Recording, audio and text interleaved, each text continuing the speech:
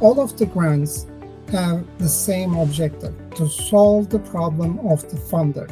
So you don't find a grant for your cause, you find a solution for the funder's problem. What are the challenges of embracing AI? Like, where do you find like resistance or kind of, like some of the pitfalls when it comes to AI? Say you are applying to a youth grant and you apply for a youth project, but you haven't done anything for youth in the previous years, right? So how can you convince the funder that you really have that capacity?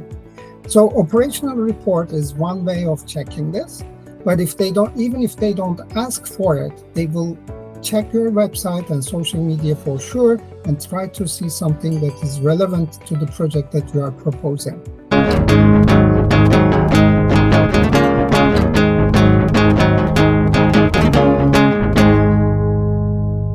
So I got Daniel here.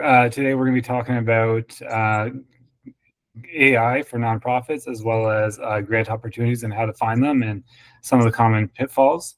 So Daniel, thanks for joining me. This is my video series called How to Avoid the Annual Crisis. And the annual crisis is the process of creating and producing annual reports. And yeah, so maybe if you want to just give a brief introduction of who you are, what you do, and then we can go in through some fun stuff. Thank you for having me, Patrick. It's really a pleasure to be here. So I'm the founder of Vectors Group, a social enterprise and management consulting company that offers different kinds of services to nonprofit organizations and charities all around the world. And this is also my personal passion to assist organizations that help people in any way possible. So that's why we try to build a capacity that combines AI, strategic planning, grant applications, human resources management, social media, website, because everything is interrelated. And it's my personal passion. I'm coming from engineering background. I'm also a part-time professor at University of Ottawa and at Royal Military College. It also gives me to bridge between academia and the nonprofit sector and the society. So it's really a pleasure to be here today. Thank you. Thank you. So you're quite a busy guy. You got a lot. You're involved in so many different things, from teaching to every area of the nonprofit. Yeah, I try to keep myself busy, and I mean, if I can add value to my community, if I can support individuals or organizations in any way, it makes me really happy. So when it comes to the grant process, so one thing that we're doing when we're working with these organizations and helping them with their annual reports and going digital annual reports, something we often hear is, we need to have a printable version or a PDF version that we can submit with grant applications. So when it comes to finding grant applications, opportunities, kind of what does that process look like, and kind of what's involved, if someone wants to apply to a grant? Yeah, we developed a 7-stage process for grant applications, but even before that process, the first thing that the nonprofit professionals need to understand is there is no grant to support your cause. So all of the grants have the same objective, to solve the problem of the funder. So you don't find a grant for your cause, you find a solution for the funder's problem. So, and in grant applications, they have this long guidelines, and they always start with project objectives or grant objectives. So I suggest nonprofit leaders to focus on that and see if they can offer something that solves the problem or something that aligns with the objectives of the funder. So once you have a matching objective, then you can create an idea, you can develop project plans in advance. Before you start the official process, you need to have the whole project plan clear in your mind. Then the rest is basically a technical process. You go line by line through the guidelines and make sure that you respond to every single requirement in that guideline. You need to make sure that you have uploaded the necessary documents and you don't make any technical mistakes. But even in the best scenario, you also need to understand that it's a very competitive domain. So the success rate in grant applications is unfortunately very low, like 10% or less in general. So you cannot establish a sustainable funding structure just by applying for a single grant. So it's never about finding the perfect grant and winning that grant. It's always building a continuous long-term capacity to apply to grants and get awarded for some of them. So those are some fundamentals, rule of thumbs in grant applications. And the rest is, if you look at the grant opportunities, you will notice that there are some overlaps. So like mental health, women empowerment, multiculturalism, anti-racism, so those are some of the topics, popular topics in the grant world. So whatever your organization does, you need to adjust your mission statement to comply with the funder's objectives, with those areas. Like, let's say you are an organization that provides sports activities to underrepresented youth from underrepresented communities. But the grant focuses on mental health. You need to adjust your program and say, we use sports to support mental health of youth. Then it's a perfect match. You see what I'm saying? It's like, it just requires some tactical adjustments to comply with the grants. So how far do you have to go to make those changes? Is it just within the grant application, or do you have to go update your documents, update your website that has that too? Like, what is the funder looking for? Yeah, I mean, the funders, they are not people from another planet, right? So they are also like people like us. So when they first see an application, the first thing they will do is check your website and check your social media accounts. And if there is no alignment between what you propose and what you posted on your website and what you posted on social media, your chances will decrease significantly. So it doesn't matter really what you propose, unless it is not reflected on your website and social media. Right. So in terms of the 7 steps, like what does that look like? What's your The metric first step is finding the grant. Okay, so you need to find the perfect grant that matches with your, well, it is never the perfect, but something that you can align with minor adjustments. The first step is that. And the second step is idea generation. Okay, so before you even convert it to a project plan, you need to generate the idea that satisfies you, an idea that matches with the objectives of the funder. And if you agree on that, then the next step is project planning. And this entails budget planning, time planning, KPIs, key performance indicators. How are you going to measure your impact, etc. There is one more step that I want to I suggest all organizations to include it before this step is partnership building. So as soon as you come up with an idea and project plan, I suggest organizations to find some potential partners and include them in the project proposal.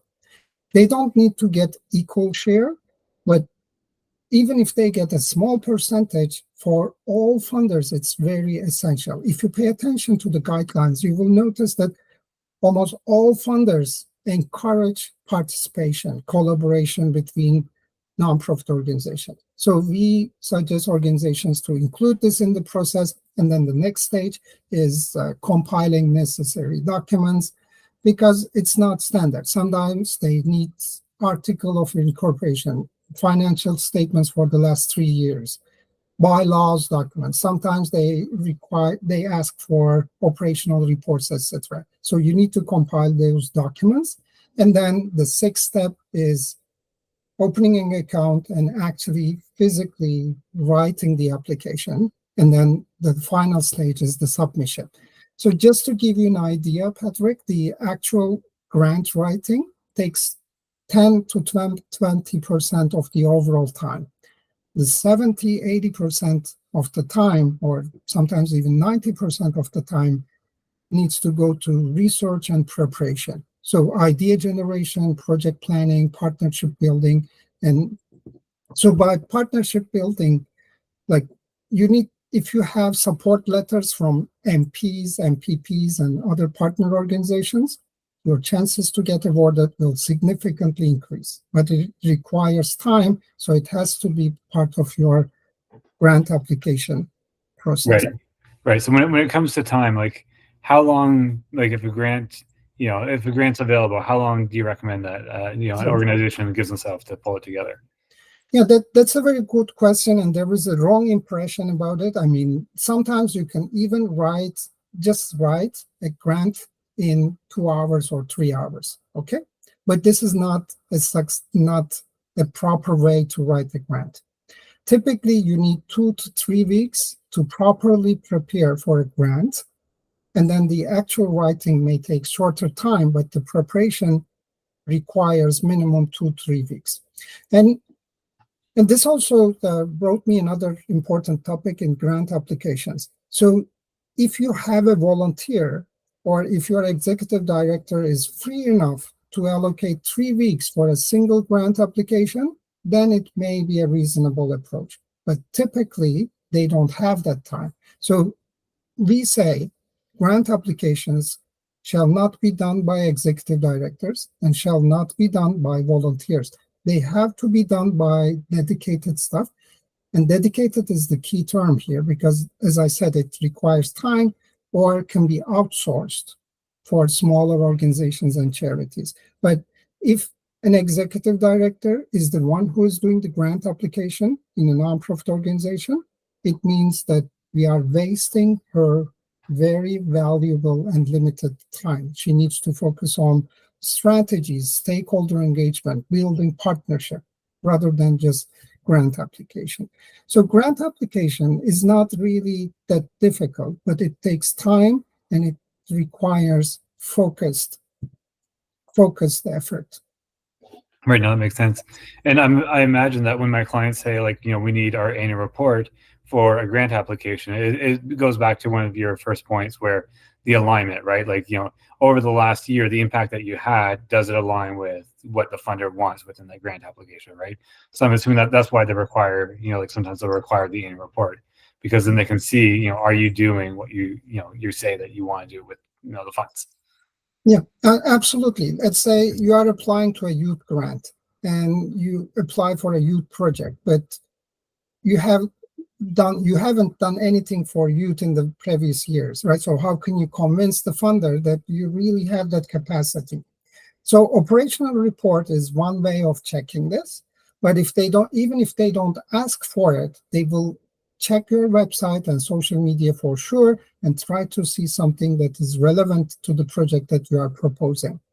Right. And I guess, one of the advantages of doing a digital annual report that we're helping organizations with is if the messaging doesn't quite align and it's digital, it's easier to make the changes and print it as a PDF than have to, go into design files and add a new section about supporting youth, right? So if they do their annual report, it goes out, then this grant opportunity comes and say, this is a great fit, but we didn't really, talk about it in our AR annual report. Now let's just add a section into the annual report, and it's easier to slide it in when it's digital, and then you just print it as a PDF and you can submit that. So it's, I guess one of the benefits that never crossed my mind, but it's definitely good to keep in mind as well. And when it comes to AI nonprofits, I'd imagine that things like grant writing is something that you can leverage AI to at least help with the idea generation, brainstorming. So what ways are nonprofits using AI, or I guess better question, what ways should they be using AI to help them? Yeah, so with Yacouba Traoré, who is the executive director of Carlington Community Health Center, we recently finished a book on AI for nonprofit organizations, and it will be published in the United States by the end of this year. So our idea was to highlight or support nonprofit organizations to benefit from this AI boom, right? So everybody's talking about AI, and we all know that AI is going to change the world, and many successful businesses, they already started to leverage this. But how about nonprofit organizations? So is it just using ChatGPT to generate some ideas or to generate some content for grant applications, or is there more that nonprofit organizations can do? And the answer is yes, there is more that nonprofit organizations can do. Let me give you an example. Okay, so in Ottawa, for example, we have over 8,000 millionaires, okay? And they just live around, and it's difficult to tell who has the money and who has the interest to support a cause, right?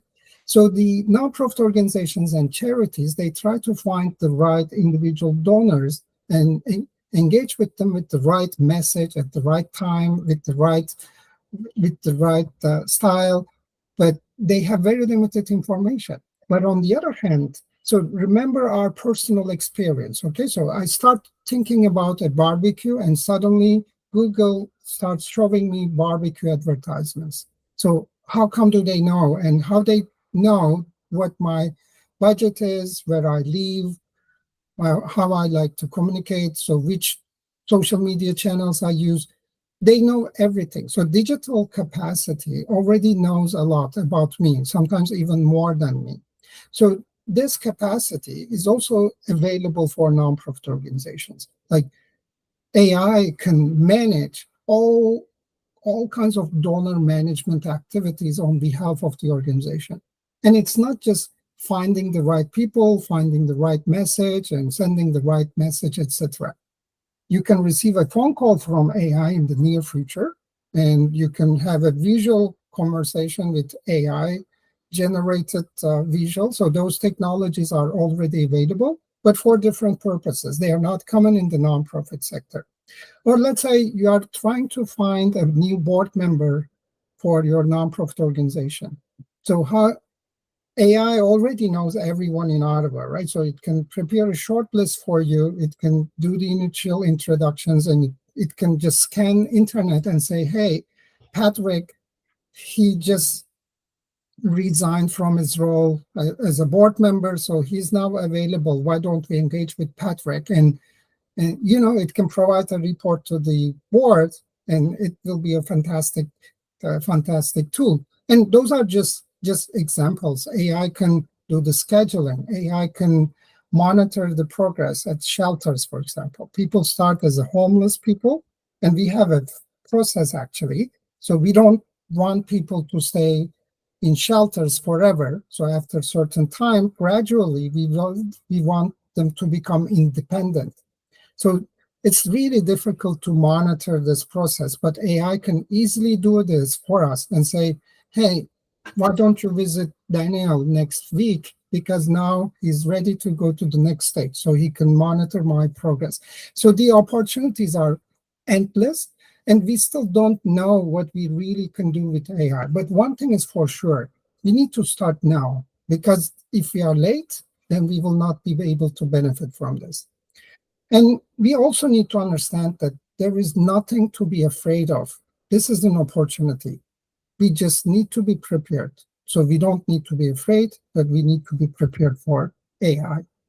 So when it comes to AI, so you listed off like a handful of things that AI could help. Seems like like an organization would need to come up with a strategy of what tasks are doable by AI, and then how do you actually go implementing them, right? Because it seems like if you're using like 7 different AI tools, you still need someone to kind of pull the strings, right? Yeah, absolutely. And it's not like a cookie cutter solution, right, Patrick? So, I mean, do everyone have the same tools in their kitchen, or do every tradesman have the same tools in their mechanic? Of course not, right? So that's why we start with organizational analysis. So we analyze the organization, we break down the tasks, and we identify the tasks that can be done by AI. And only after that, we identify the tools, and then we customize those tools for the nonprofit organization. So unfortunately, it's not something that ready on the shelf and just pick up and use it. It's like software, right? So, I mean, do I know software languages? Yeah, I know, but does it make me a software developer? No, because having the resources and becoming a solution provider are 2 different things. Same for AI. AI is great, but we need to do something to make it beneficial for our organization. And so what are the challenges of embracing AI? Like, where do you find like resistance or kind of like some of the pitfalls when it comes to AI? Yeah, I think the biggest challenge is not knowing much about it, and maybe underestimating the value of AI, or the the difficulty of integrating or the complexity of integrating AI in a nonprofit organization. So it's not easy, but it's also not that complicated. We just need to make a strategic decision to integrate AI in our organizations. One concern, actually two concerns. The first one is people losing their jobs. I don't think it will ever happen. It never happened. Okay, so when we look at the history of humankind, the industrialization, right? So the machines, when they started to build assembly lines, instead of thousands of people, a machine system was able to produce thousands of products. But we still have same number or same percentage of employment, and even though we have more people now. The scope of jobs will change, but we will still need human factor in the future as well. So there is nothing to worry about losing jobs in the nonprofit sector because of the AI. But the next challenge is a little bit bigger than this one. It's the bias challenge in AI. Okay, so AI is relying on the information that is coming from humankind. It uses our resources on internet. So if we have any biased, discriminative approaches on our documents, it is copied by AI. And there are already some examples of unethical AI behavior or wrong AI judgments in certain areas. So we need to remember AI is just a tool. So the human beings must stay as the final decision makers. We can use AI and be aware of their barriers or limitations or biases and still make the right decision. So that's the only concern. But luckily, there are some institutions that are focused on the AI ethics and make it better. So what happens? So say I'm a marketing communications professional. I'm working at a nonprofit, and I want to use AI. I see opportunity, but the board or executive director are reluctant to go down that route. How do you make the case to say no? There's an actual benefit for the organization. Yeah, and so I use this example. It's kind of funny. I ask when I teach at the university. I ask my students to hold their arms like this, and then I say, okay, now switch it. And I ask them whether they feel comfortable or not. And usually they say no, because this is how human brain functions. Literally, it's the same thing, but we don't feel comfortable because we don't really like change. So AI is great, but AI requires change. So nobody will like AI. Nobody likes AI. We need to program ourselves to embrace change because of the future benefits. So until it becomes a real pain for a nonprofit organization, change is never the option. Okay, so I see many nonprofit organizations waiting on the side, just trying to see how AI is going to change the world, and they don't do any preparation.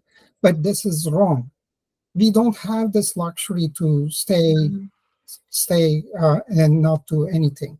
It's the time to change, and it's inevitable. We better do it sooner than later. No, that makes sense. Is there anything that we haven't discussed that you think is worth bringing up related to the AI or the grants?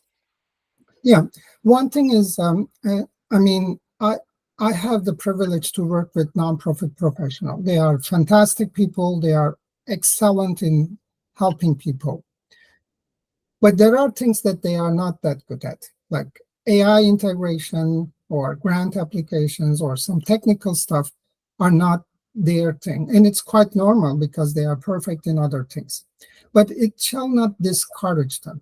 Okay, so AI is something that they can learn. AI is not as complicated as they imagine. And they don't need to deal with this complex part of AI that's happening in the kitchen side. They need to focus on the managerial aspects of AI. And the more they read, the more they learn about AI, the more comfortable they will feel. And so they can use this learning as an opportunity for their nonprofit organizations. So as we say in our motto, don't be afraid, be prepared. So this is my final message to the nonprofit leaders. No, I love it. So, Daniel, speaking of AI, one thing I'd like to do at the end of every call is I always ask ChatGPT, so I give it some prompts before we start talking to ask you a question. And the question I have, which is related to the grant writing, is when it comes to preparing and writing grants, what are the common pitfalls that you see, and then how do we avoid them? Yeah, the main pitfall is just assuming that if you do the good things, the funder will see your value proposition and just help you. So it doesn't work that way. And the second closely related with the first one, the grant is not there to support your cause. The grant is usually to solve another problem, the funder's problem. So if you don't change your mindset, and if you try to impose your operations or your original cause, you will never get the grants. The best scenario is to understand the needs of the funder and try to develop a solution that solves their problem. And AI can be a perfect solution partner in finding the matching perfect ideas and projects. So to leverage AI, so what I would do, and you can give me your thoughts, is if I had a grant proposal, I would feed that to ChatGPT and say, based on the requirements, what are the core things that we need to address within the proposal? Yeah, it can summarize and analyze it, and then once I do that, I would give my my draft back to ChatGPT and say, based on that proposal, how does this fit, and what edits would you make? I start with, so I define the funder's objectives, and then I enter my mission statement. Yeah. And then I say, okay, so suggest me a project that is aligned with my mission, but that also satisfies the funder's objective. Oh, I like it. That's so simple. Yeah, very simple, yes. But very powerful too. You will be amazed to see some perfectly matching project ideas. No, that's great. And I think everything we do just goes back to the power of why, right? Yes. So, why is my organization the best? Why is the funder putting out this, this application call for applicants? And, I think once you understand that, you can leverage AI. And then I think, the process really becomes a lot easier. Yes. Yeah. Perfect. Well, Daniel, thanks so much for your time today. It really was great. And no, it's great because I learned a lot, and I'm sure that any of the nonprofits that out there that end up watching this will take away a few tidbits as well. Perfect. Thank you, Patrick. All right, thank you so much. Have a great day. Yeah, you too. Bye.